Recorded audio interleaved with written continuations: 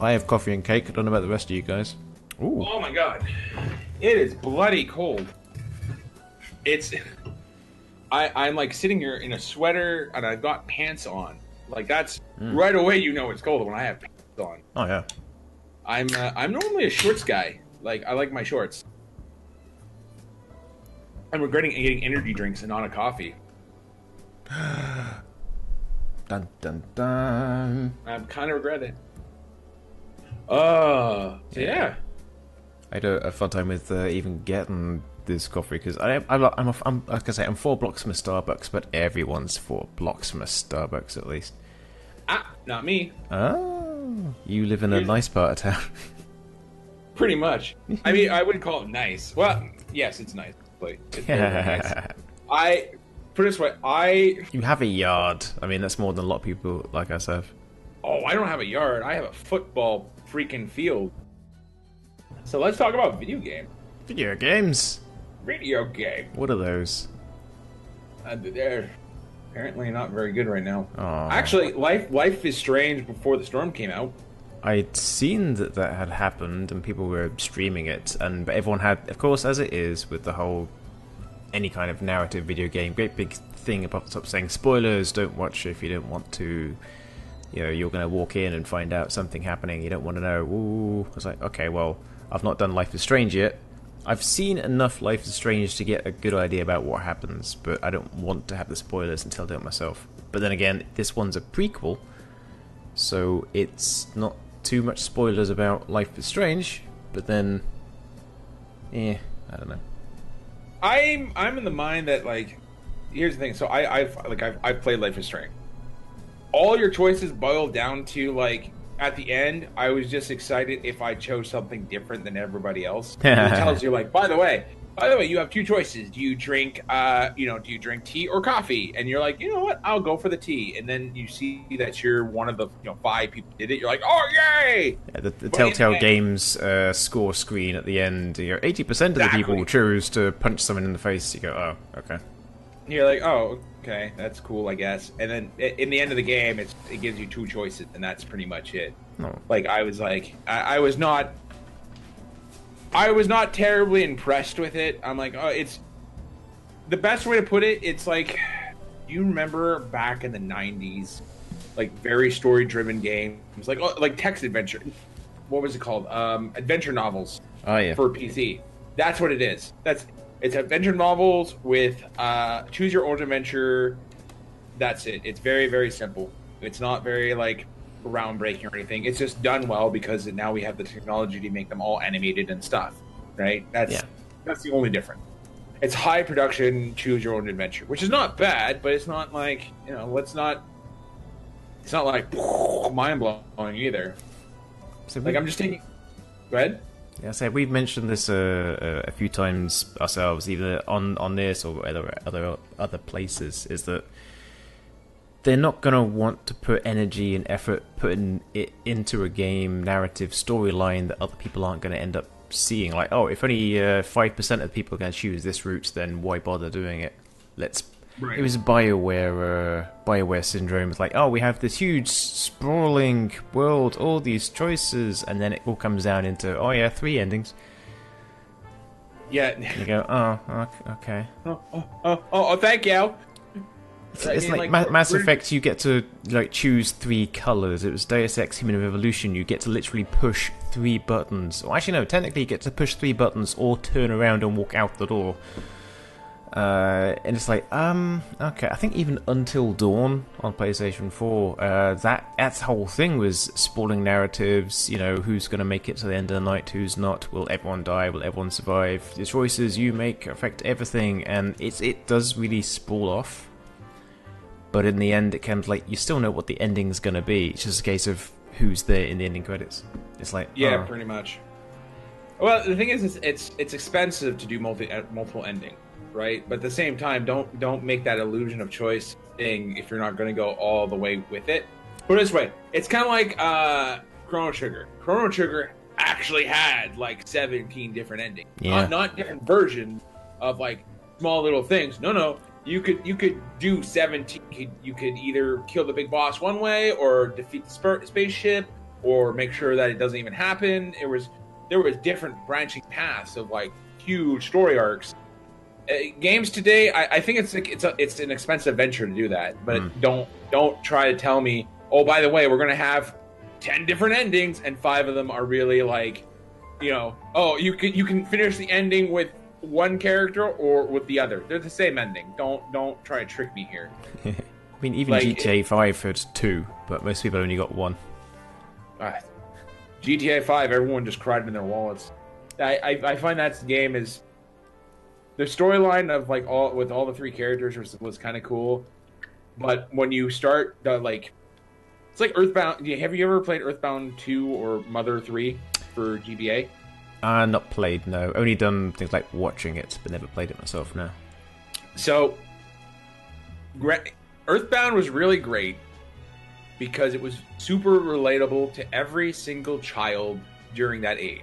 1995 to 2000, it was super Americana, very, very like, you're like, I could be Ness. I could be that kid.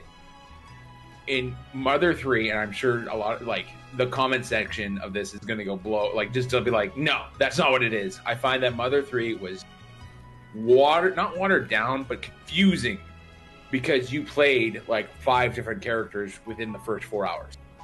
Your main character kept switching who you were playing, and like there's a fine balance. Like, you can't do Life is Strange where you only have 3 endings, and you can't do that either where your main character is nobody because you're doing like 7 characters.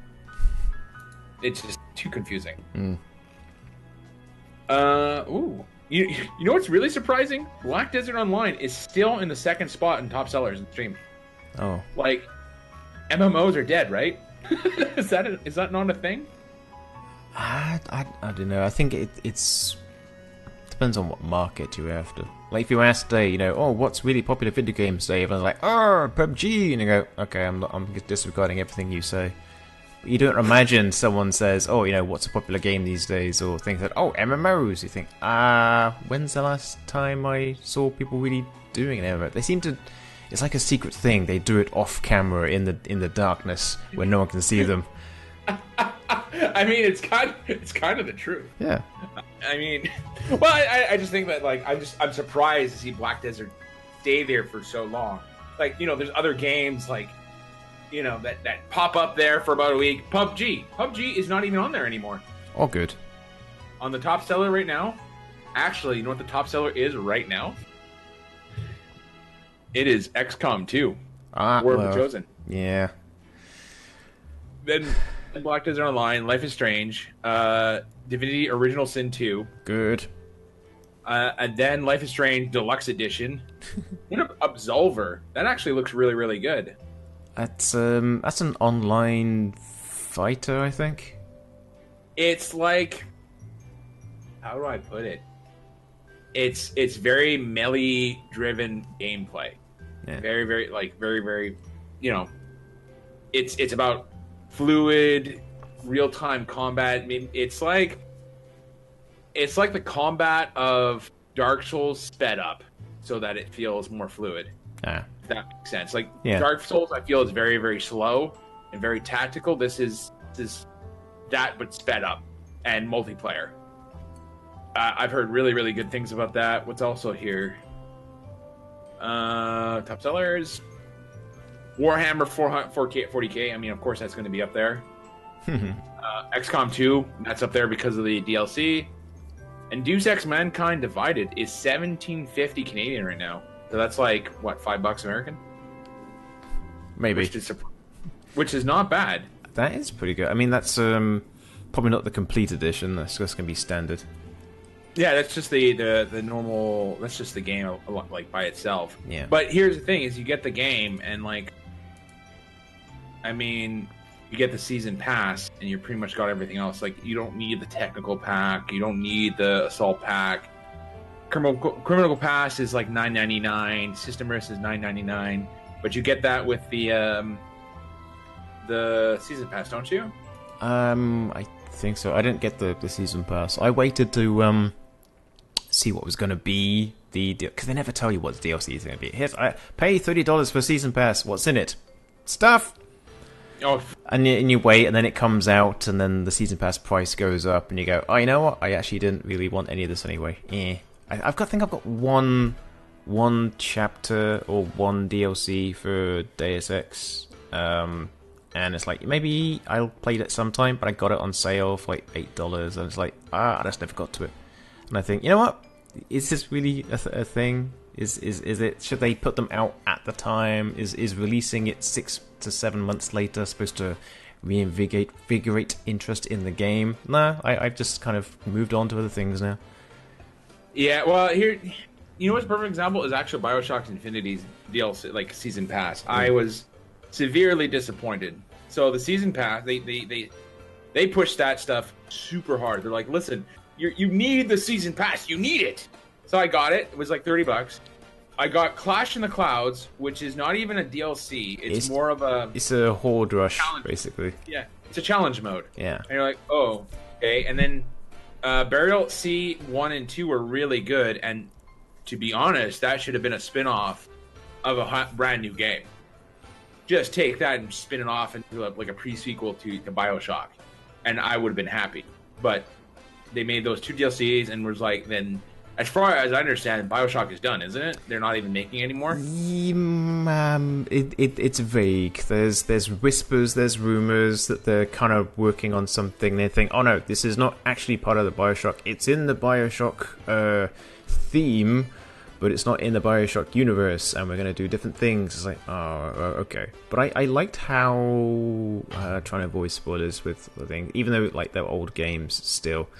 Like how with the Burial at Sea, it loops around back to BioShock 1 in a, it felt a little kind of in a circle, and says, right, that's now enclosed, that's a thing, we can put a bow on that, that's now done. And they can push that off and then go, okay, we've now looped everything. It's not like solved, but there's probably some loop somewhere, like an there's untied thread, but like, okay, we've done with that, and they can push it off, and then they go do something else instead.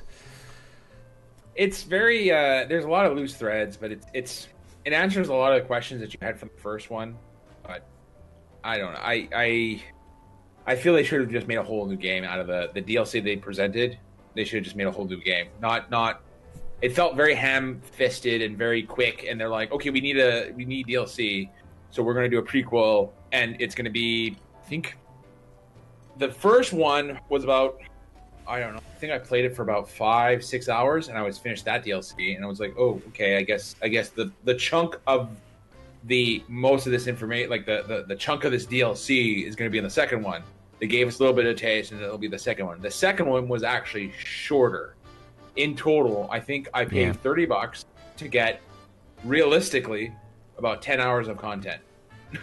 Like, it's like the pre-order stuff. You know what? I'm like, I don't understand why so many people are like, oh, I'm going to pre-order this game or pre-order that game.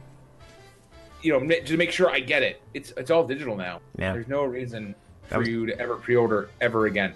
Because that was the only ever reason to pre-order, was back when there was a mortar and brick store, and they only get like 20 copies in, and 25 people wanted it, and you had to fight someone around the back with a rusty bar to get the game. And it's like, no, it's fine now. It's like, they're saying at one point some digital distribution thing was saying, oh, we can't. They had like, oh, we're out of copies of this game. Like, no, your digital distribution thing, it's a key. No, we've sold out. It's like, we ran out of bits. They're all gone. It's like, no, hit the generate button and make some more. Like, no, we're all sold out now. Come back later on for some more. I'm like, okay. Yeah, you know what? I remember the brick and mortar. I remember waiting for Dragon when it first came out. I went there at like 8:30 in the morning. I was first in line. And like I totally remember the brick and mortar stores. I'm so glad that everything's digital. It's a bit of a double edged sword though, because like if Steam ever wanted, right? Because like I have what? I'm not gonna look, even though I'm looking now. I have like something like 1,500 games, right? Something like that, yeah. If Steam wanted to, they'd just be like, "Boo! Server shut down. All my games are now useless." There's games there that's like, for example, that you can't even buy anymore. Yeah. Do you remember City of Heroes? Mm-hmm. Yep. I still have it on my list. Oh. Still have it. And I have can't the play it. I have the game box for that over in the UK somewhere. And it's kind of sad because you can't play it anymore. And like the guys they have, every time someone gets started into making how do I put it, making like an emulator for the servers, like, you know, like the World of Warcraft, they shut them down, which doesn't make sense. It's a game, it's not making any money. Why don't you just let it go? You know? I think someone was doing that with Star Wars Galaxies. They were trying to make an emulated version of that, and that was like 10 years ago. Yep, probably shut down. Honestly, there's just certain things like it boggles my mind why not just let it into the public domain, right? Ooh, this actually just came out on PC. Sonic Mania just came out. Have you played that? Yeah, I was playing it the other day on stream. However, apparently it's got the nouveau DRM, and Sega didn't disclose that. They never mentioned, oh yeah, this has got the nouveau DRM in there, and apparently it's in there, and people didn't know that, and they're not happy about that because it wasn't disclosed. Steam is DRM. Yeah, I would say the number of times that the number of times like you'll get something with the DRM in there, and like within a week it's cracked, and then they remove it from the game. So it's just a case of, well, give it a couple of days, and it'll probably be taken out anyway. So I never understand. Like, really, the DRM doesn't work. It doesn't. Just get rid of it. It doesn't work. It never does. I remember Gabe Newell said piracy is not a financial problem. It's a service problem. Yeah. Right. Yeah. You have a better service than the pirates, and you win the customers. Yeah. Steam has proven that over and over again. Yeah. People used to have just stacks.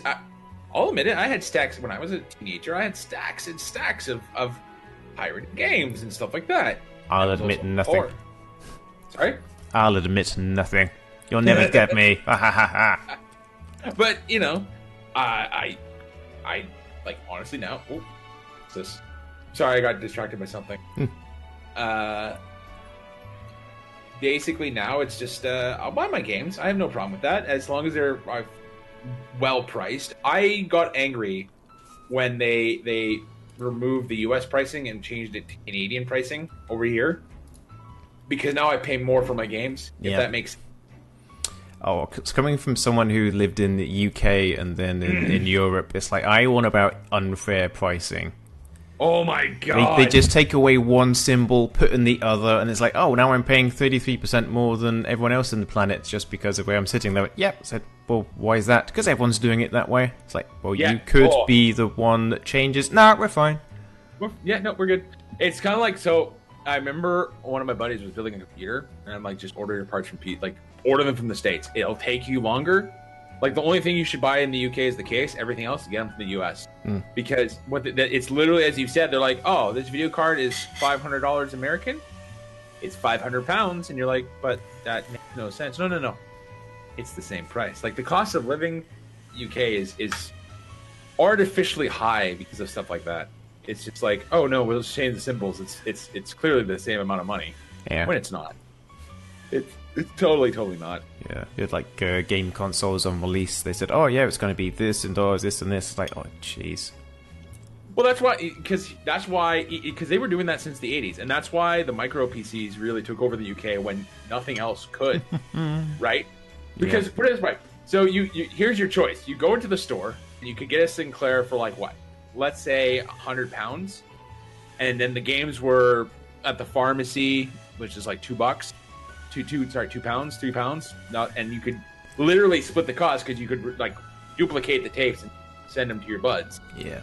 Or you can buy a £199 device with 60-pound games, and like you can't divide the cost up, right? You're stuck with it.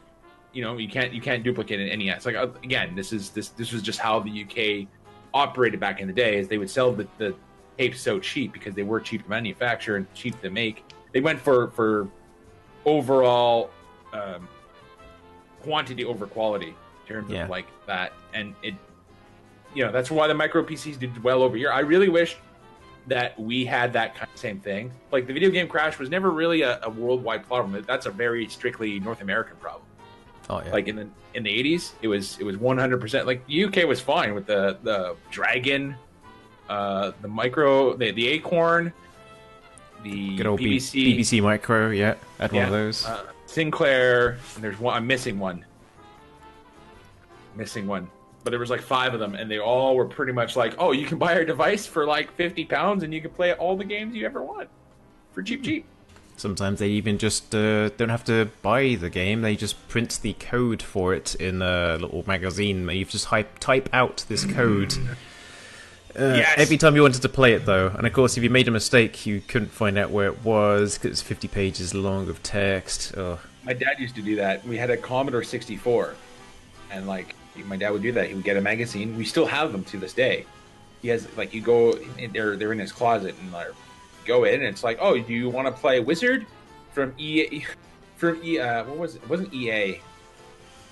There's another letter I'm missing. Like EA had a game called Wizard, and like you bought the magazine for $20, and you had to type out your code yourself, and he would buy discs for $2 and save them, and that's how it was done. The days where games were actually reasonably priced. Like I'm just looking at the Steam store now. I am paying up to $100 for a brand new game. $100. That's insane. Yeah. Like, same before, it's people who put out their $60 game and then said, oh, by the way, here's a $30 season pass, or $40 if you want the extra deluxe edition. It's like, well, all it is you're trying to hide the fact that you want to make a $90 game. Oh yeah, and while you're talking American, I'm talking Canadian. Oh yeah. So here's a perfect example of that. Ark Survival. right now is $66.49. Okay, this includes that includes Ark Survival Evolved and the Fittest mode, and then to get the season pass, it's another $50. There's a season pass. Like, to get everything, it's $71. Like, to get just for like all the DLCs that are coming out, because it doesn't include the Scorched Earth one. Of course not. No. The season pass does not include that, because why should it? That's, you know, that would make sense, right? Because it's part. That's what season passes were before. Now it seems like season pass can include whatever stuff they want. And it's just like, oh, no, you get the cheap DLC on the season pass, but if you want the premium one, if you want the new maps, that's going to be an extra like $40. You're like, listen, we're not walking wallets here. Like I am kind of worried that we're going to kind of see the same thing that happened in the 80s, where people are just going to get turned off from video games entirely because it's just too expensive, and products they're coming out with are not good. Put it this way, we're already seeing the cracks with Call of Duty. Call of Duty used to be, you made a Call of Duty, you're printing money. Now, not so much. Like, Call of Duty has actually gone down in their sales, and they're scrambling, trying to figure out what to do. Maybe make a quality product. That would help. That would definitely help. Like, every time they put out a multiplayer like part, it's like, oh, we've taken away 2 features this time. It's like, what? Yeah. Okay, well, you guys are good with one map, right? And then paying like $1.25 for every other map, and we're gonna release 40 maps. You're like, come on, bro. Like, it's really? okay. We'll release a complete edition that still only got half the maps. You can buy extra DLC maps for the complete edition. It's like, take away the name complete, and then I'll start to take you seriously. Yeah, make sure to get the main version, and then the completed version, and then the DLC pack, and then on top of that, why don't you just go ahead and get the Snoop Dogg announcer pack? That was Destiny's 1 release model, wasn't it? They released the game, then they went, oh, this is like, then they had to re-release it again. But if you wanted to play the updated version with their DLC, you had to buy the games again, which included the original games. You're paying like $200 something just to play basic Destiny 1. Yeah, no, that's absolutely insane. It's just too much, you know. I mean, Minecraft is actually like the perfect model. I think. I give them full props. Not like, I mean, their game is pretty basic or whatever, but it's, remember when Alpha? How much did you pay for Alpha? 'Cause I remember how much. I think I missed the chance to get it for 5, and so I got it for like 10 or something like that. Or maybe I was still in the early stages. It's so long ago now, and it's still so popular. That's quite telling of its longevity. Called mods. Yeah. Well, sorry. By the way, this is the PC version, of course. Well, well, even Xbox is recognizing that, and that's why, that's why they're releasing the remastered edition, or it is. Well, the cross edition is one thing, but the thing is like, if you go, they have a whole section about how do I put it? They have mods, they have game modes and stuff like that that's updated. Quite often they keep updating it. I remember I paid, no joke, £3 for mine. £3 because that's what I had in my PayPal account. £3, and I'm like, oh, I'll just buy. I will just go ahead and buy this new game called Minecraft, and I think that's how this is how you should fix the whole gaming problem. Like all the early access and stuff like that. They should not charge you full price. It should be that, oh, by the way, we're in early access. To get us started, pay $10. You get the full copy on release. I think that would be better than, I'm just looking now, and there's early access games that they're asking $60. You're like, it used to be that when early access came about, it would be maybe 25% off. Which is not a huge discount, but if you're paying for a demo essentially, or a proof of concept, you think, okay, I don't want to pay full price, whatever, less than that. I'll pay, $17 to check out this early access indie game, fine. And then, it comes out and it's 20, you think, oh, it's actually, it's worth it. And then, well, say now if they're putting out 60 for something you cannot guarantee will ever be finished in the next 10 years, it's like, I think they saw the success and was like, how far can we push it? And they push it a bit further, like, oh, that seems to be working, can we push it a little further? Oh, it's still working, let's just push it even further. I'm like, oh, no. That's right, DayZ is still technically early access. Yeah. You know can how tell. much money they want from me to get it? They want 40 Canadian dollars. Ooh. 40. So that's like 35 US. And it has not been updated for years. And this is the problem. Is there's other games that I would say are undervalued and should have asked for more money. Subnautica, have you played that? No. Subnautica is what actually got me into survival games. Before Subnautica, I did not like any survival games at all. Didn't matter, point blank. I hated every single one of them. Then I played Subnautica, and I got it. They're asking for it's $21.99 Canadian, so let's say $18 American. The amount of content they push out content every 2 weeks. It's like The Forest. The Forest is also another game undervalued. They have a time, a ticker to say when they're coming out with the new stuff, and it's always within 2 weeks. Oh. And I think the only reason that they're still those prices because I don't know if Steam forces them to say, okay, this is the price, you can't go up now. This is your new price. This is what you're saying your game is worth. That's it. You can only charge that much. That's the only reason I think that's why we have that problem. Maybe ? Because I'm thinking why, because it doesn't make sense for a developer to say $60 except for a cash and grab, like Ark. And wow, Ark. I remember when the DLC came out, people were getting reasonably upset. And he's like, "Oh yeah, we charged $60 and now we make still early access and we're making this DLC and it's not part of the original plan and blah blah blah." We're the terrible bad guys because we're making a full-fledged game for $60 and we want to add more to it. I'm like, well, finish your game first, then don't. Ooh. Guess what I just found? Uh-oh. I'm worried. Secret of Mana re-released in 3D. Oh, yep.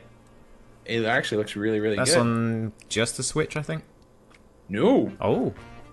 I saw the announcement, and I just assuming, oh, that's going to be like a Switch thing, because I imagine it being on the Switch. I don't know why. I think because it's an old JRPG, and the Switch only has 2 other games, so I guess they need some more. No, this is on PC, and it looks like it's going to be pretty good. It's releasing on February 15th, 2018, so you know that means really in June. For 45 Canadian, which I don't think that's a bad price for it, especially because it's coming with all the DLC. Ooh. Of course there's DLC. Well, I mean, it's included, right? That's the thing. It's $45 for the base, and like the DLC that they're mentioning it's included with the price. Like it's gonna have the DLC, customer like wallpapers, all that stuff. So it's not like when you mentioned DLC for like a RPG that at least 100 years ago, it's like, what are they gonna do now? Add a multiplayer mode, a horde mode, what's going on? So when you said DLC, I'm like, oh no. But you mean like extra bonuses? Well, it's like they're calling it DLC, but what they mean is that the game is going to include like armors and stuff like that. A Moogle suit for. I guess when I say Moogle suit, because it's Square Enix, it does actually literally mean a Moogle suit. Ooh, a tiger 2-piece suit and a tiger onesie, which is more like just a tiger Kigurumi. I just find it weird that they're calling it DLC when it's not really DLC. Like, for example, Fancy Fairy F has DLC. It's 99 cents a piece, and you get like the hot spring set, the swimsuit set, the additional fairy packs, or pass your limit set. Basically, it's all like add-ons to a game to make the game easy. Yeah, and boy, does it make it easy. Oh my god, does it make the game easy? You're just like, oh, okay, I'll just equip this super powerful weapon now and just walk through the whole game. Yeah, for the first 10 dungeons I'm in, I just walked through, I got no damage, like just smack it. It wasn't one hitting people, but your resistances are so high, you just untouchable. You're pretty much the same thing. At least the Disgaea 5 DLC pack, so you get super powerful characters, but they also start at level 1, and they can be killed, but yeah. I got a magic user who's, she's got like 300 health at level 1, and her spell damage gives like 300 damage back, whereas everyone else is like maybe 10% of that. But she's not deathly super powered, which is when I think all these DLCs, it's like, ooh. The best way, like, the way you're describing it, it's like, for example, in Fancy Fairy or whatever, I would say that they're like, let's say a character, like, let's say one normal character is 1. Your characters turn into like a 5. In your example, they just turn to like 1.5. They're like 50% stronger than everybody else. Would that be a fair assessment? I mean, they're not super crazy, but they're not like you just like make one person, put them on the map, and suddenly everyone's destroyed. So yeah, exactly. It's good about that. I'm just like looking at all my games. Like, I need more time. I want to play Dead Cells more. Dead Cells, such a good game. Oh yeah, like I appreciate, and I keep saying this every time I play it, I appreciate how you're gonna go in, you play for 5 minutes, you might die, you might not even get to the first guy to cash in some cells, you know what I mean? And but you still feel like you made some progress. And if you do get to the guy, you've put in the 3 cells, that's still 3 cells you've made progress with that the game can't take back from you. Right. Like every little step you make you make some progress. It's very approachable. It's very like, because it's very, when you look at it, you're like, oh, this is just a cute little Metro Void or whatever. But as soon as you realize that when you die you lose all your stuff, you're like, oh. Okay. Like at least in Dark Souls, if you die, you drop your souls. You can go and collect them. This is like, no, just dropped, gone now. Yeah. But here's the thing, so in Dark Souls, I find that because you spend, like, let's say you die on the other side of the map, you have to spend 20 minutes grinding to go back there to collect your souls or whatever. Yep. And it's not even necessarily you're going to get them, because you're just, again, something along the path might jump at you and you die or whatever, and it's, like, I find the punishment to reward ratio in that game is just too off kilter. It just doesn't make sense. It can need a certain person to go into it and go, okay, I can do this. I can win. I mean, the bonfires let you fast travel around, but they're not always close enough to be super convenient. But then it's not supposed to be, I suppose. Right. Put it this way. I can see how Dark Souls is a good game. I can recognize, like, if you like Nintendo hard and you like hard punishment, like if you like getting spanked for losing, I get it. I play Diablo in hardcore mode, right? I play trying to think of the game, Subnautica on hardcore mode. I like the high risk reward, but I have to also have that high reward to make it make sense to me. Dead Cells is the same kind of example, right? Like, you lose a lot, but you can gain a lot very fast, right? It's high stakes poker. You're trying to play the house as fast as you can to get as much money as you can out of it. And like, if you lose everything, it's not like you have to spend a lot of time getting back into that trade-off again. While I find Dark Souls, if you build your character up and you die, you spend 40 minutes building up, you have to either spend at least 40 minutes getting back to where you were or more. It's not like you're not doubling down. Does that make sense? Yeah. I think I got a little bit of train. I think Dark Souls and Demon Souls came out, of course, before FTL, Fast and Light, the space shooty turn-based. Well, it wasn't even turn-based; it's real-time space combat sim. But I think I trained up on FTL first before I played Dark Souls, and I think that kind of put me in a stage where, right, you can work for hours on something and then die to something completely stupid and lose all your progress. And I think because I got used to that in FTL, and I didn't not mind it. I was like, okay, that's just a thing that can happen. That maybe in Dark Souls, me going in being prepared for what Dark Souls was going to do, I'm like, okay, that happened. What can I do about this? Let's go back again. Because I liked FTL, and I find that FTL, you know what?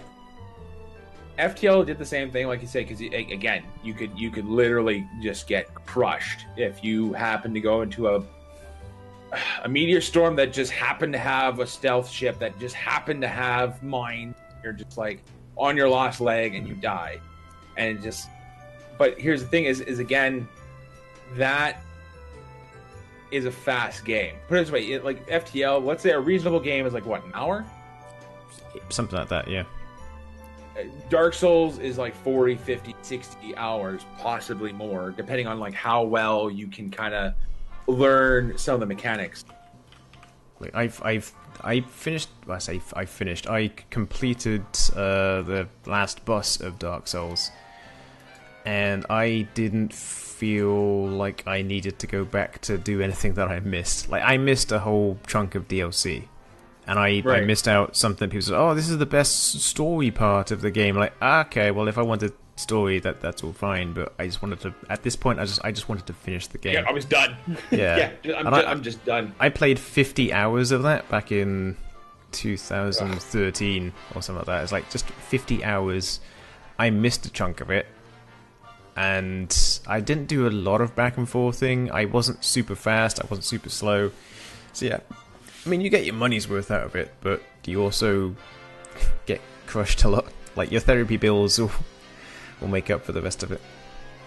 And there's I think, like, something. I finally got nothing out of it. That's the thing. Like, I would get to like that feeling of achievement. You know, like you get to a certain part or you do a certain thing. I never got that with Dark Souls. Yeah. All I ever felt was like, this game is punishing me for not understanding anything. There is. Can't remember if it was Dark Souls 1 or Dark Souls 2. And there was I actually watched a video about how the music influenced the boss's attack pattern. And wait, I'm not done. So okay, I'm like, all right, that sounds like a cool mechanic, way over my head, but all right, that's fine. So most music is 4x3, I think, like 4 beats per bar. But here's the thing: this boss decided that they weren't going to follow this normal music ratio. They were going to do 6 beats per bar. That it's a legitimate thing, but only like 2 songs ever use it. And if you don't catch up on that, this boss seems really, really hard. But why go to such crazy lengths to try to teach the player about how to defeat a boss it shouldn't be that hard to understand and tell from a boss, right? And I remember we were talking to that dude yesterday about how the game was unapproachable. That's unapproachable. Yeah. To me, if your game is so complicated that I need to know music theory from like the 16th century to understand how to defeat a boss, that's an issue. that's a huge issue. So when people can sit back, puff their cigar, and said, "Oh, I absolutely understand the things. Oh, because I'm so smart. I have the thing," and I'm like, "Okay, well that's good." But I just my idea of telling you about a clue on how to do something is, say you pass 3 monsters and they have their heads cut off. You think, okay, it's fine. 3 things, their head's cut off. And you're attacking something, and you can attack body parts. You chop off its arm, doesn't stop. Chop off its leg, doesn't stop. You go, wait a second. There's a clue. I have to cut off his head to defeat him. Oh, there you go. That worked. That, for me, is more like telling you what you can do to take a boss. Not check out, oh, wait, there's a stutter in the music, which means if I have to dodge to the left now, and I'm like, Oh, it wasn't even, like, so the talking about, it's... I'm just throwing out a random example of how it can be so obtuse, that's all, It wasn't even a stutter. It's like you have to listen to the notes, and it was on a G note that they would always hit on a 6 beat, and you're like, how? What? It's just, it blows out of my mind. Like if the music changed and they said, oh, that means he's in his second phase, or he's going to use magic attacks now. Okay, fine, but. Yeah, it's just like, ugh, it's too much. Like when you're so heavy-handed, I think it's also that's like I don't want to say it's a Japanese game thing, but like every JRPG is the same way. Like Final Fantasy II, did you ever play that? The original Final Fantasy II? Very, very briefly, little bits of it. So basically, how it would work is you would have the job system, right? And the job system would give your characters great customization, great like flexibility. They could do whatever they want. But in the game, they would specifically design areas, not tell you, design areas that you have to use a certain kind of combo of characters to make sure you progress further. Like the final boss, you have to have like these 2 classes or you can't win. Like you legit can't win the game. Like it's just, that shouldn't be the thing. Shouldn't be the thing. Like that's why like Dark Souls, Dead Cells is such a good example of accessibility compared with hardness. Like they're not, a marriage like that is perfect. Like when the game is like Dead Cells always kind of shows you, okay, so you see this guy here with the shield, you can see the lightning all connecting to the little target dummy. You can figure that out. You're like, I have to kill the training dummy, right? Yeah. But if your boss is like super, or like as you said, you see like 3 bodies on the floor and their heads are chopped off, and you're fighting a boss and you're chopping off his arms, legs, and regenerating. You're like, right, those other guys had their heads chopped off. Maybe I should do that. Mega Man X is a perfect example of how to make a game accessible, as well as teach you how to play. Like from the not even starting the game, right? When you first start Mega Man X, and you select a thing, he shoots off that powerful, like his charged up blast, right? Yeah. In the game, like the first thing you do is you start playing with your buttons to try to figure out how to do that giant blast. All the first stage is all designed without any words, without any dialogue or anything like that. It's designed for you to kind of figure out how the game is played. As the screen moves along, you'll see something on the side as you walk in. It does something, and either triggers a trap or it jumps a certain way. You go, oh, that's a boss, and you don't even think it gets planted subconsciously. You think, oh, that's a thing to try and do. That's it. Or when the bee thing falls down and takes you down with it, and you're stuck in that pit, the first thing you do is you start trying to jump on the wall, and then that's when you discover you can wall jump. You're like, oh, that's cool. Yeah. That's like, see, I feel that something's been lost, because I like JRPGs bore me now, because you're sitting there for 4 hours going click, click, click, click, click, as they're trying to explain things to you through text. And the problem with that is, so I'm pretty sure every single person knows what it's like to sit in a classroom with a teacher just yammering on for like more than 30 seconds. Your brain shuts off. And this is why I also think that JRPGs are kind of limited. Like I find it like, do you remember PS1 and like how many JRPGs were for that? Oh yeah. there was like a million of them. Yeah. And then they started really pumping out the text. And now, I mean, what do we have? Final Fantasy 15? I want to say 15 that's coming out. 15 is the most recent one that's been released on consoles and is coming to PC next year, yeah. Yeah. But other than that, what do we have for JRPGs? Like, really, like, think about it. Like, I can name... There's little bits of ones. I mean, there's the series that are kind of famous. There's like Persona 5. Pardon me. Persona 5 came out, and that's a famous one, a well-loved one, and was always going to do well. I can't think of anything else. I mean, they're all like little indie darlings now. The thing about Persona 5, that's also more of a tactical game. I would argue like it has RPG elements, but it's not. Yeah, I mean it's RPG fights. Yeah, it's exactly. not open. Well, it's kind of open world, but yeah, it's like, oh, here's an RPG fight, and they say, there you go. That's it. You're like, okay, that's nice, but it's not like the Chrono Triggers of the day or the Secret of Manas of the day, where they just don't just hit you with so much dialogue that you just want to. I literally will skip half the story, and you're just like, boop, boop, boop, boop, boop, boop, boop, boop. That's what my wife does. She's playing Persona 5 because she's liked them since Persona 3 Fez, and I got a Persona 4, and now I've got a Persona 5, and she's just spamming it. I don't care, I just want to hit things. Yeah. Like, okay.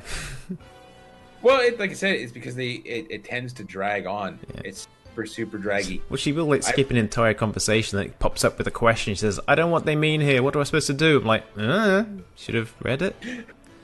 Do you mind if I tell you the story again? Ocarina of Time. Ocarina of Time. Link Between Worlds is actually, I just started playing that yesterday. Yeah. I am all about that. It came out in 2013. I find I actually own the cartridge and I own 3DS, but I'd rather play it with my Xbox controller because, I am not a fan of Nintendo's nublets. That's what I call their joysticks. Like, they feel so weird. It's kind of like did you ever play with a PS Vita? Yes. I didn't. Someone was trying to sell me on playing on the PlayStation Portable and the PS Vita. I was like, oh, you should get one. It's like, no, this doesn't feel right to me. The PSP was actually really, really good, and the controller was really good because they didn't use the thumbstick so much. That was more like for viewing cameras and stuff like that. But the main gameplay was mostly with the D-pad, which Sony has always done good D-pads.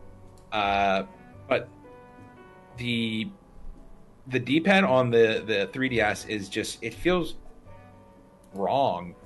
I don't know, it's just too close to the face. It doesn't give me that tactile feeling.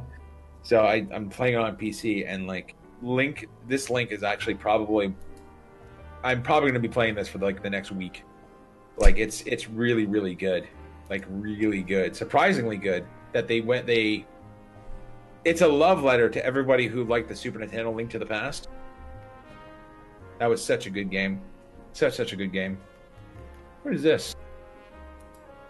X-Morph Defense. This looks good. Oh, I was hearing about that. It's I think I came up on Imager a couple of days ago. Someone said, "Oh, my buddy just released this game. It's like a tower defense, but you're flying around. You can destroy buildings. Who doesn't want to do that?" Anyway, here's the link. And open up Steam, and it's like, oh no, there it is on the new released games. It's like, tower defense, but you can run around and shoot things. It's kind of like, what's that game called? They made another game like this where you were the path. You weren't the actual tower defense. You were the path.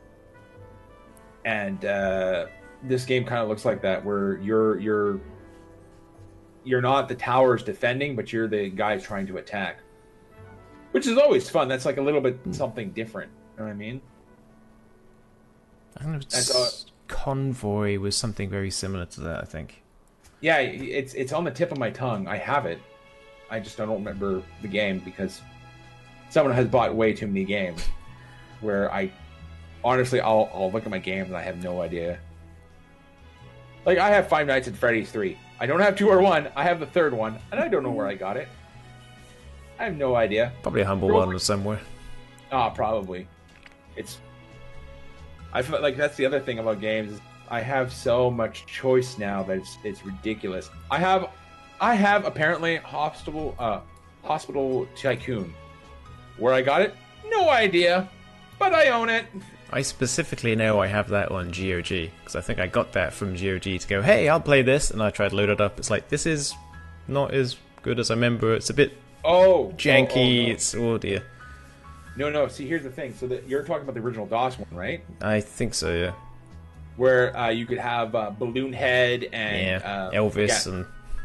This one is specifically a remake. Oh. Oh, no.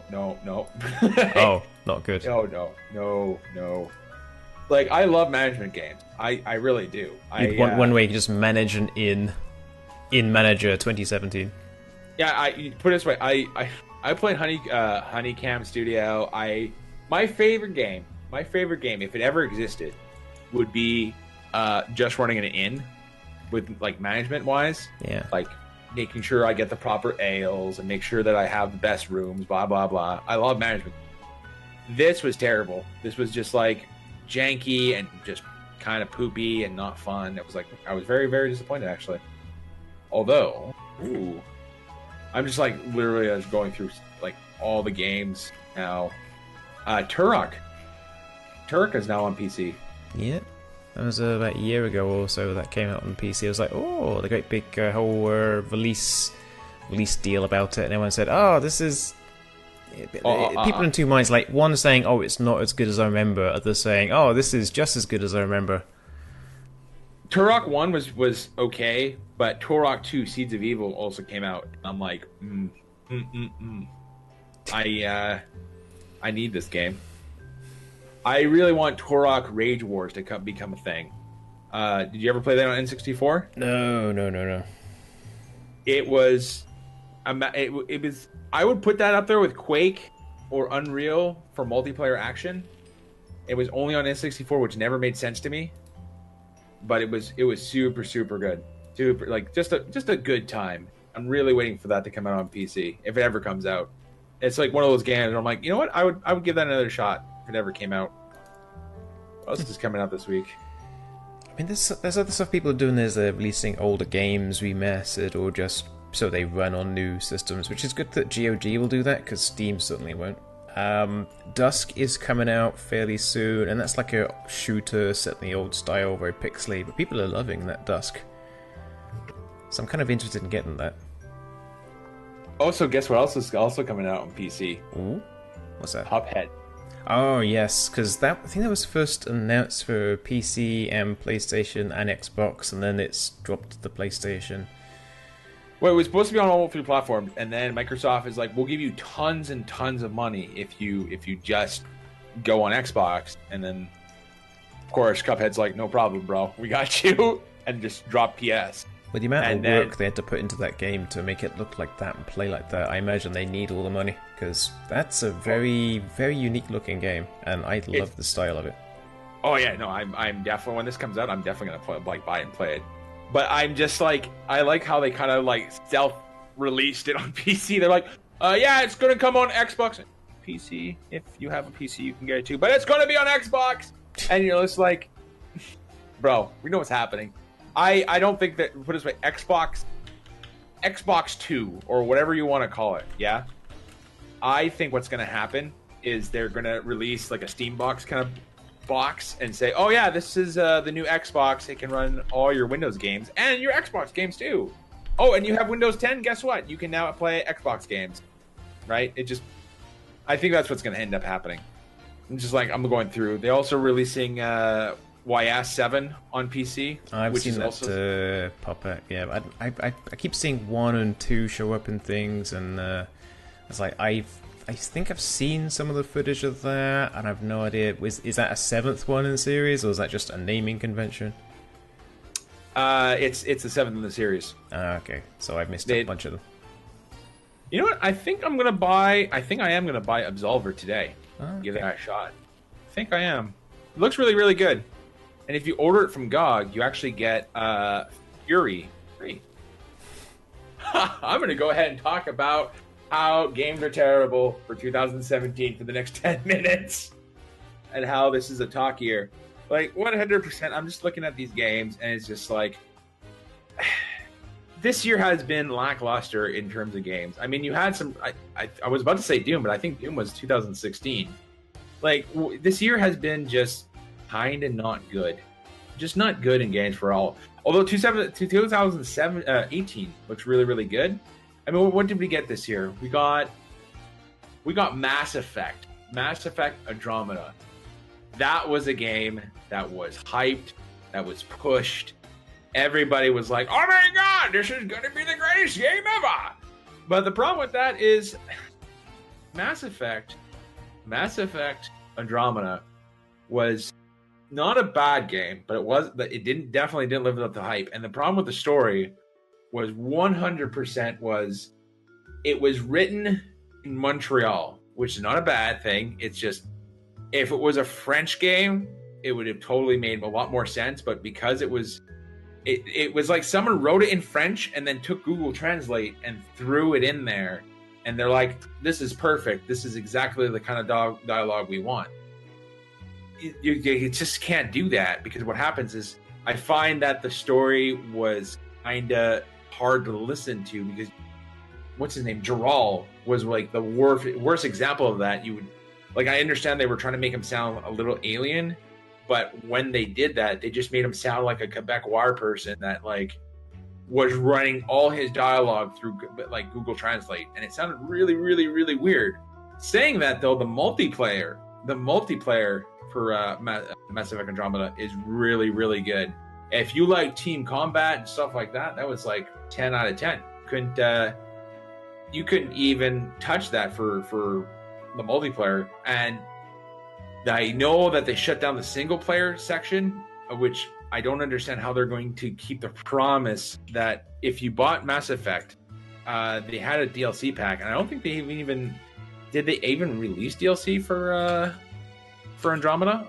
Let me just check real quick. Mass Effect Andromeda DLC. Let's see, what did they release for this?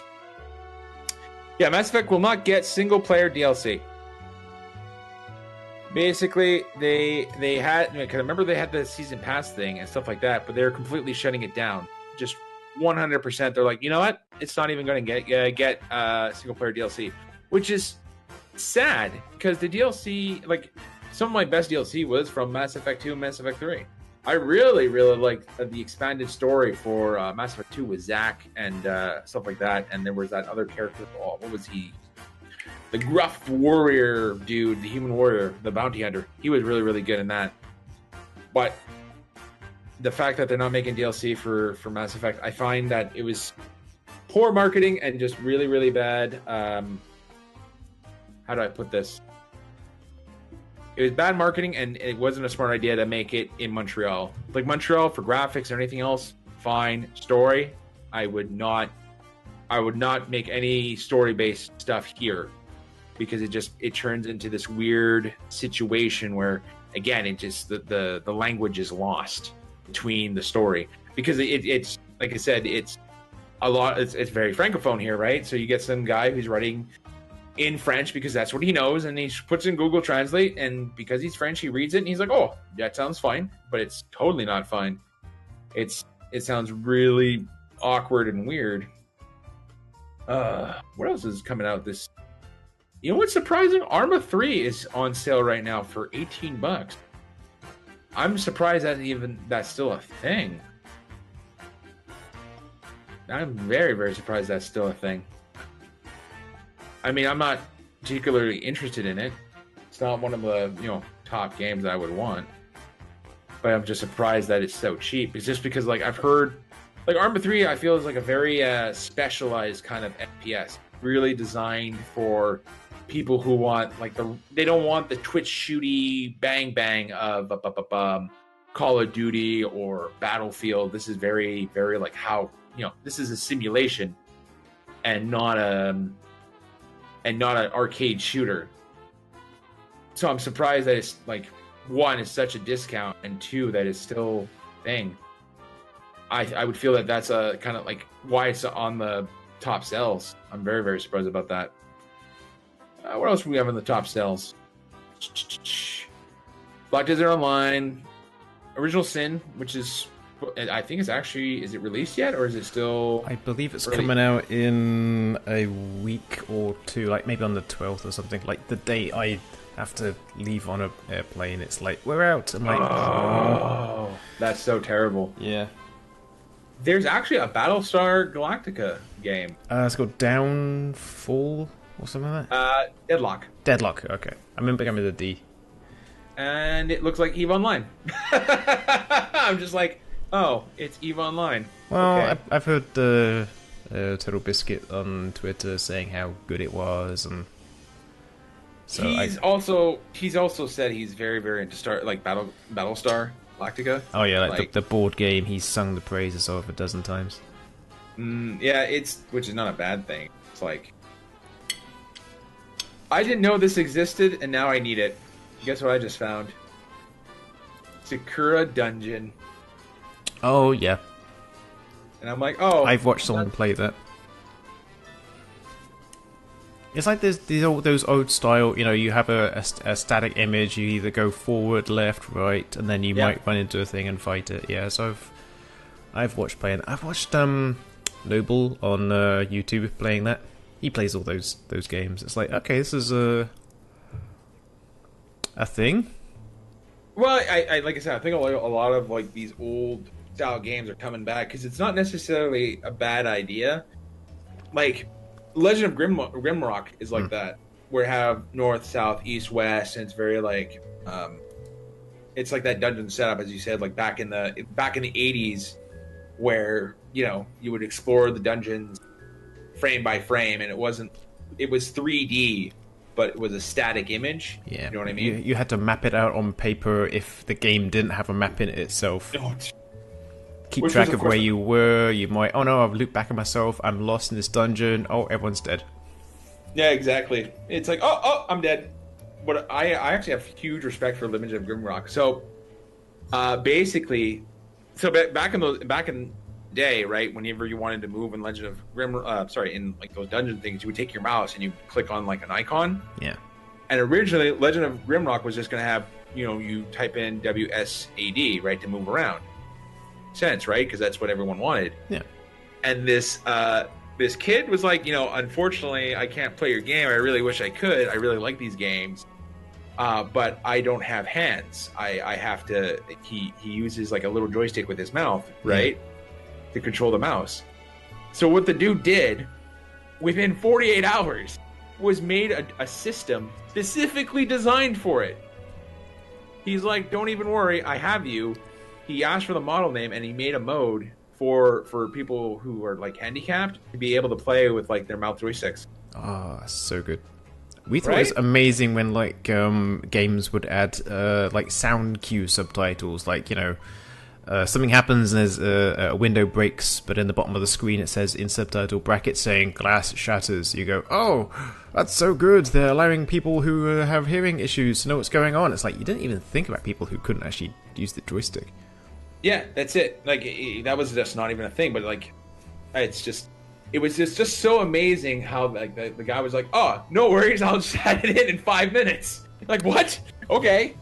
I think it's like going to get easier and easier for people people with these issues, because like there's ones you can it tracks where your eye's looking, and then then you can play or interact with them using your eye, and so is that going to be something people can incorporate more, maybe, or they have to think less about interactivity options if people have these ways of controlling these games? You know what? I honestly think that is where it's going. So for example, because I am super cheap. All right. Yeah. And I bought a V. I like how you just said, "Yep, that is correct." Well, I said, "Huh, yep." Then I went, "Well, you're not that cheap, but you know where a good deal is, essentially." So what I've done is I bought a VR headset. It uses my phone and it connects onto my computer. And it gives me about 75% of what the $699 headset does. Like I don't have the motion controls. You know what I'm talking about? The two Vibe things. but it does the whole VR headset thing. And one of the interesting things it does is so with this thing, it's called Tyranny. I think it's called TRY. Tyrannus is there's a way that if you want it, you look at a certain direction long enough, it'll click the mouse button. So it's very possible that, like as you said, like if, let's say I had no arms, no legs, I only had a head, right? I could use this VR headset and I could play Overwatch and just like have like, let's say I would point where I want to go, and then if I want to shoot something, I'd look at it and blink. It's I honestly think that accessibility is going to become for you know, handicapped or disabled or whatever term you want to use, someone who doesn't have all hands and fingers. Games are going to open up to them. Was it on Twitch? No Hands Ken on Twitch, who was playing, I believe it was used to be Diablo 3. I think he's moved on to other games as well now, but he you know, paraplegic, so he controls the game using his mouth. He has a device in his mouth, he moves it around, he breathes, he does the thing. It's like, okay, well, this is kind of interesting. Yet he's managed to have a thing that can to play the game like that. But I don't think it wasn't supported by the game itself. He had to have something that would act as a medium in between them. Yeah, probably something like Keys to Joy or something like that. But it's just, like I said, I think it's going to, as you said, it's going to come to the day where the mouth thing won't be necessary anymore. You just put on your VR headset and off you go. You don't need a mouse, you don't need a keyboard, you don't need a joystick. You just look and then blink once if you want to fire, maybe tilt your head if you want to use a special ability. You know what I mean? We've got this little like hood thing that you just put on your head and you can actually think things now. I've seen it's those. Like, okay, well, you know, is it 100 years we're going to be wearing little hats that let us control things? I don't even think we have to wait 100 years. I think that's going to be out in the next 10. Like I said, we have VR sculpting now, so you know we're going to be into all kinds of new ways of doing things. Yeah, it's just like I said. I think like the VR thing is a perfect example. Right now VR is too expensive for the average person. Right, I'm not going to spend $700 on VR. Are you? Like realistically? I don't think unless there's a killer app for VR, you know, everything's like, oh, you have to play this in VR. It's like, well, that one I don't have to play in VR. I can miss it. But if there is like, there's something that really, really says this here, this now means VR is a viable option, I'd be like, okay, let's look at some pricing options, some reviews, see which is best. I'm not gonna like drop money straight on it because one thing comes out. But you know, I'm concerned. Like once the HTC Vive had like went from 800 down to 600, it's like, no, not yet. But I'll keep an eye on you. I like I said, my price range would be the $200 mark. $200. That's and that's a stretch, because you have to think about it this way. So you need, first, to get VR, you need a computer, right? So let's just say you get a computer that's $1,000, right? You get a GeForce 1060, which can do VR at medium to low, and then you have to buy another $600 headset. So you've just spent $1,600 USD, and you don't even have a game yet. Yeah. Like, and now, like for example, I would say the killer app for most people would be Star Trek Bridge Crew, right? That's I would say that's the killer app. This is going to be the thing. If you're into Star Trek, this puts you in the captain. Literally, right now that is $30 Canadian, but normally $60. So you're about to spend about $1,750 for one game. Sure, it can play other ones, but let's like $600 just to play this is insane. Now, if I told you, okay, well, you can take your cell phone, or you know, spend $200 and you can play the killer app, it starts to make more sense. Like people get an Xbox, right, to play Halo. They get a PS4 to play no anymore. But it's just, that's where you get it, right? It was Uncharted, but Uncharted's done now. That I suddenly realised, it's Uncharted was the PlayStation's killer game. Yeah. I think this was like when I bought my PS4. It was Killzone. That's where I really wanted to play, and then I discovered that game was garbage. I was like, "This is dumb," and I changed over to Knack, which is actually surprisingly really good. Which I don't know why I got slaughtered in reviews and stuff. It's because people, I think I've heard that people wanted it to be so much more, and then it didn't end up being what was promised, and they went, But it was a platforming game. That's what they always promised. Like, that's 100% what they promised. And you know, yeah, I don't know. People also get these weird... That's why we don't have Half-Life 3. That's 100%... Literally, that's why we don't have Half-Life 3. Yeah. People have hyped it up to the point where it's just like... Or Duke Nukem Forever. Duke Nukem Forever is another example of, like, they have hyped up to just God knows where, and people just are like, oh, this is not what I expected. What did you expect it to do? Jump out and pull down your pants? Like, no. It was nothing like some of the older... When every time there came a trailer, and it would look better and better, and then they had this, that was a set piece. Well, that's a set piece, but it looks like it's going to be a fun set piece. And then they said, okay, we're going to redo a thing now. There's a whole new trailer. It looks better, but now it looks nothing like the old trailers. Like, that scene wasn't in that one. That one's this one. And then the game finally came out, and it's like, well, this looks like it was inspired by what that trailer was suggesting it might have been one day, and then just said no. And it's like, I don't know. I mean, it's just... Yeah. You know what? I don't think that Duke Nukem Forever should be seen fun or interesting or whatever game. It's more of a timepiece. Yeah. Like, I bought it on release, because, like, you know what? I'd have to have this just because... Just to have it. I gave it to like 3 people for Christmas on Steam that year. I gave gifted them. It was like $15 each at that time. And it's like, I'm gonna get this. I went, oh, thanks so much. Here, have this like $20 game back that's actually good in exchange. I'm like, ooh, someone made it out on this deal better than the other one. It's just, you know what? It's a very good. If you want to know the history of video games, 10, 15 years. Like how the styles were, this is a perfect example. Because you start off in the game in a very, very like early 2000s. You progress through the timeline. Like, you remember the spaceship part? Yeah. Where it was like all greedy and slimy and whatever like that. I'm like, this is Prey. Like, not the Prey that just came out, but the North American Prey. Yeah. And you're just like, this is slices of FPS in time, right? That's what made it so good to play and watch. It was just a very, very good timepiece. I don't think it was a good game. Mechanically it was alright, I guess. It's as if a group of people from the 90s were given a bunch of brand new computers and were told, program us. Yes, I feel this is what they would come out with.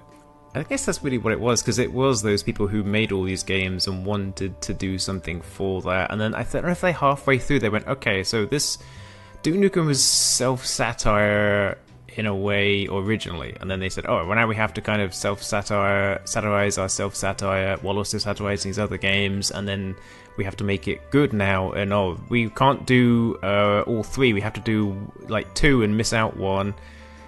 We have to pick and choose what we're going to have in this bit. Let's make fun of Master Chief here, but it doesn't make a good game. That's okay. It's a joke. It's fine. People love the jokes. Like, people will love the jokes. This is why I actually do not... How do I put it? So when I played Borderlands 1, I enjoyed it because of all the jokes. Borderlands 2, I enjoyed it less because of all the jokes. Borderlands 3, I'm like, I'm done. Like the pre-quequel or whatever it's called. Yeah, the pre-sequel, yeah. Yeah, I think I've played... I think I have like 10 hours in it, and I've never gotten past like maybe the first area because I'm like, it's just too many jokes. Like that's all they do now, right? That's all they ever do. Well, Borderlands 1, I played through I think twice. I got all the DLC for it because back then it was the game to have at that time, and the DLC was good. You know, the Secret Army of General Knox and the Zombie Island of Dr. Ned. It wasn't like, oh, here's this new building in this corner of this zone we put in. There were entire new zones, entire new themes. I'm like, oh, they put some effort into this. And I played 89 hours of Borderlands 1. In Borderlands 2, I have played 254 hours. Jesus. I have all the DLCs. And Borderlands pre-sequel, I've played 28, not finished it. I'm about halfway through. And at this point, it's like, I kind of just want to play it and finish it just to tick it off the list. Yeah, that's it. But yeah. I'm just taking a look at what I've played the most of. Face Rig. Apparently, Face Rig is the one I played the most of. Surprise, surprise. But I don't even think Borderlands is on here because when I played Borderlands was on Xbox. Dota 2, 511 hours. So I'm still getting used to Dota 2. I'm not a pro yet at 511 hours. Left 4 Dead at 317. Yeah, Borderlands is not even here, which is sad. Oh, there you go. Facewig's top with 800, Borderlands 2 at 255, GTA 5 at 233, XCOM 1 226. Wow, I've put more hours into Fallout 4 than I did Skyrim. That's unusual. You know what? I'm just going through the list here really quick. Let's see where everything is. So I did find Borderlands 2. It's actually at 42 hours.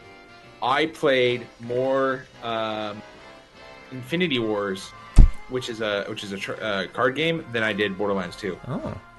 I've played more Ark than I have of Borderlands 2. I have played more of Dead Island than Borderlands 2. You poor man, you. We need to get you the help you deserve. Yeah, is it something about? Was it just the writing of Borderlands 2 that didn't grab you, or is it like the gameplay loop, or both? It was 100% that it was like they were like, oh, we're gonna make a funny, and then you're like, okay, that was fun. We're gonna make another funny. It was just too much. Like, Borderlands was funny and great because they would introduce randomness properly, and then because they're like, oh, everyone liked the jokes, maxed it out to crazy. You know what I mean? That I just was like, it's way too much.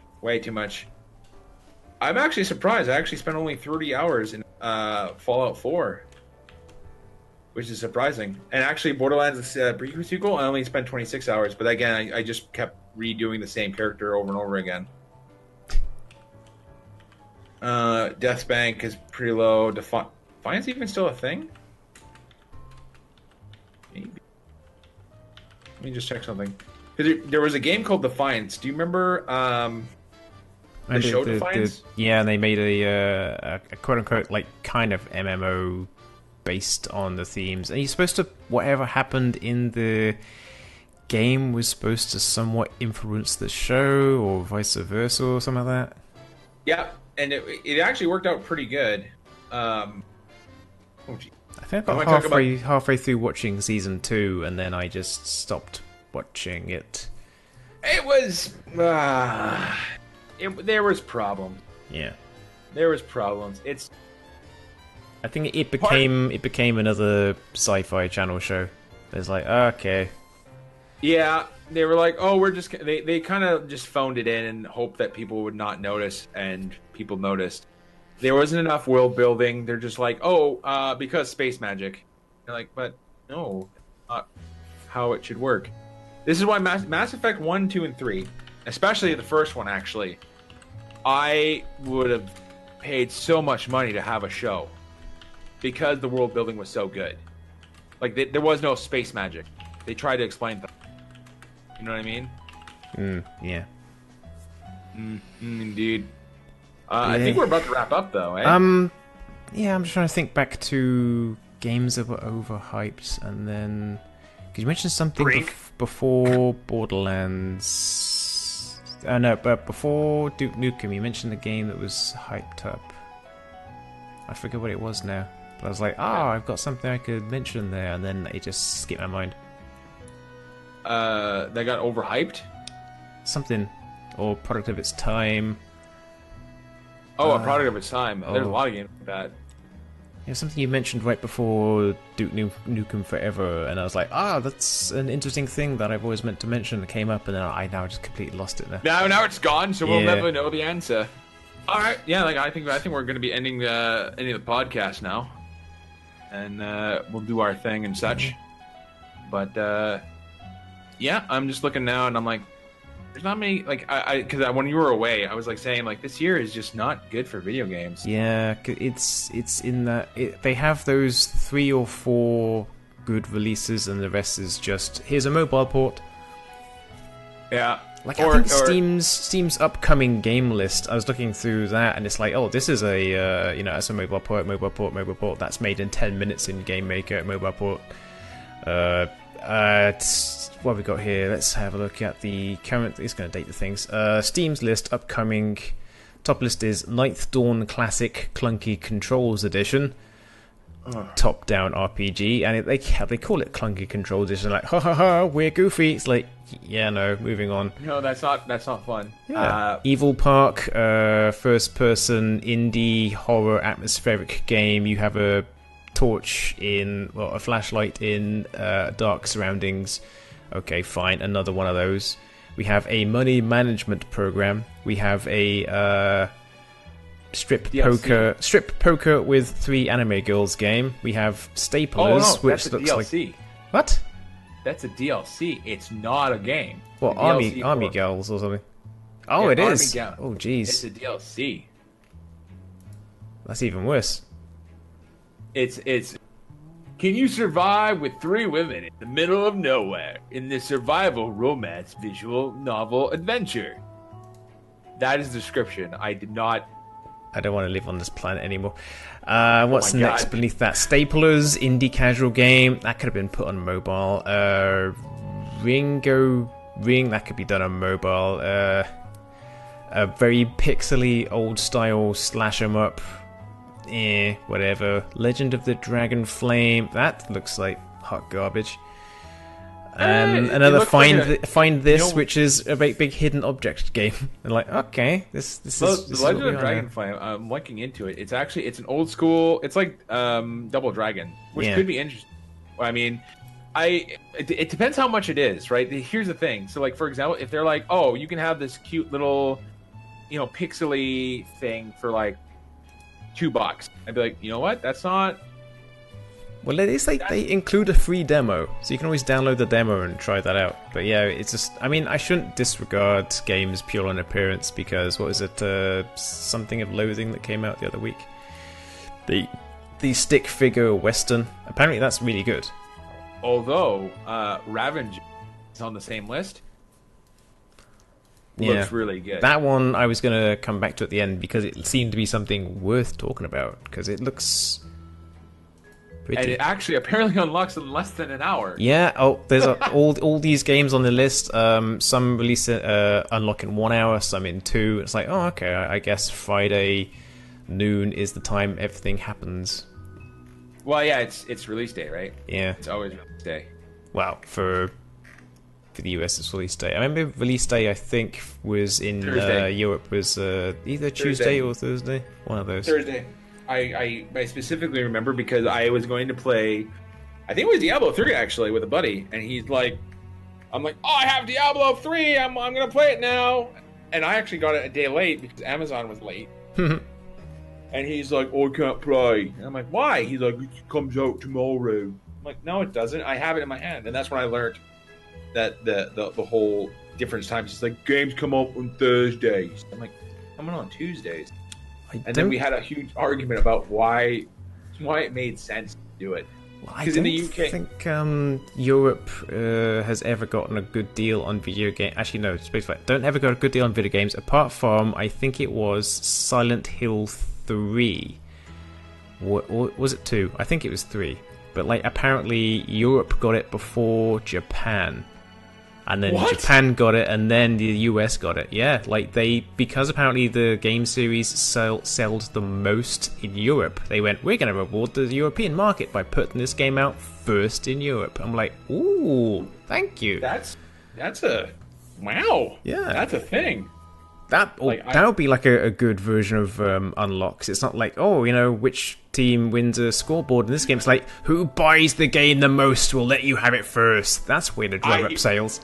Yeah, I actually don't give them ideas, because I'm like, that would actually probably work. If they're like, buy it and your region will get it first, I'd be like, I'll buy 5 copies. Ooh, that was Konami, so that's now dead. So because Konami kills everything. Ooh, this looks good. This looks really good. For the King.